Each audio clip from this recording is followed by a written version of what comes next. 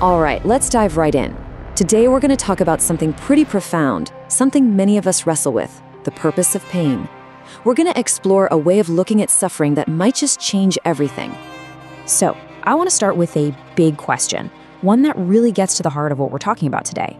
What if all the pain you've been through, all that struggle, what if it isn't a dead end? What if it's actually a pathway, leading you exactly where you need to go? And that leads us right into our first big idea.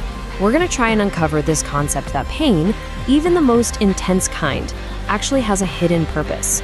It's not just random, and it is definitely not meaningless. Now, this is a huge shift in thinking.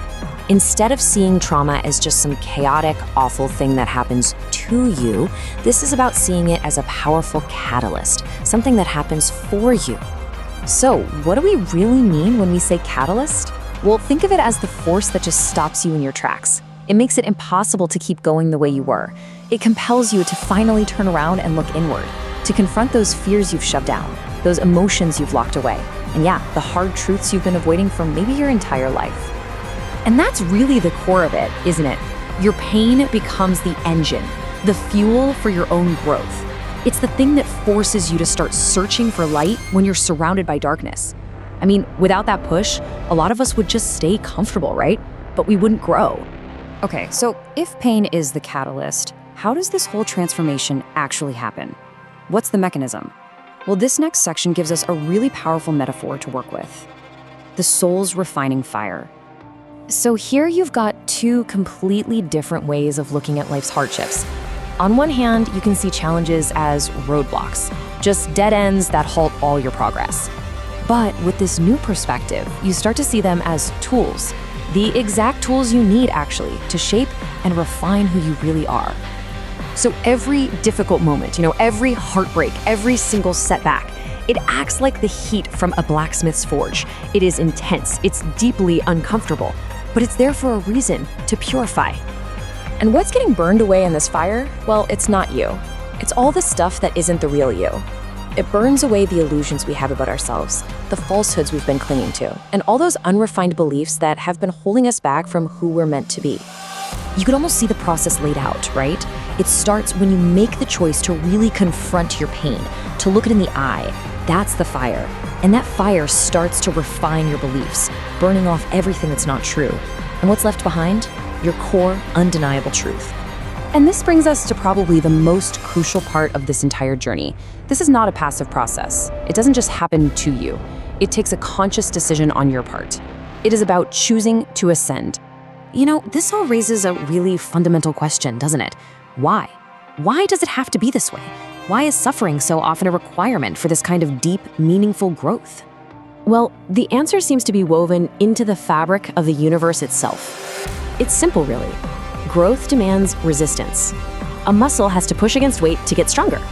And get this, the expansion of our own soul is said to mirror the expansion of the cosmos. Both are propelled forward by this constant, powerful rhythm of tension and release. So, if pain is the resistance, what about all the feelings that come with it?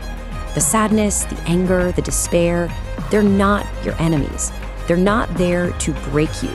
They're messengers, trying to deliver some absolutely vital information about what needs to heal, what needs to change. I mean, listen to how powerful and direct this is. Instead of fighting that feeling of depression, what if you actually trusted it? What if you got quiet and listened to what it's trying to show you? It completely changes the game. And this applies to all kinds of pain, right? That brutal rejection you went through, maybe it wasn't a failure. Maybe it was just a redirection to a much better path. That self-delusion you're struggling with, it's a mirror showing you exactly what needs your attention. They're not curses. They're your personal set of tools for refinement. So, after all of this, all the fire, all the refining, all the hard choices, where does it actually lead? What's the point of it all? Well, it leads to you becoming your truer self. When you finally stop fighting the process, when you lean in and embrace it, something incredible happens. You are literally forged, shaped by all that pressure and heat, into a version of yourself that is so much more resilient, so much more authentic, and capable of growing forever. And the wisdom you get from that whole ordeal, it's not just for you. It becomes this living, breathing testament to your own resilience. It becomes this deep well of strength you can always draw from. And maybe most importantly, it becomes a beacon of light for other people who are still lost in their own darkness.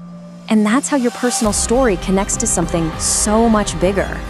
By doing this inner work, by transforming your private suffering into universal lessons and your confusion into a clarity that you earned, you are literally helping to evolve all of humanity. So we're gonna end with this. And it's more than just a quote, it's like a mission statement. Let your pain be your teacher.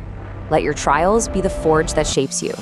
And let the choices you make in response to it all, let them be your wings.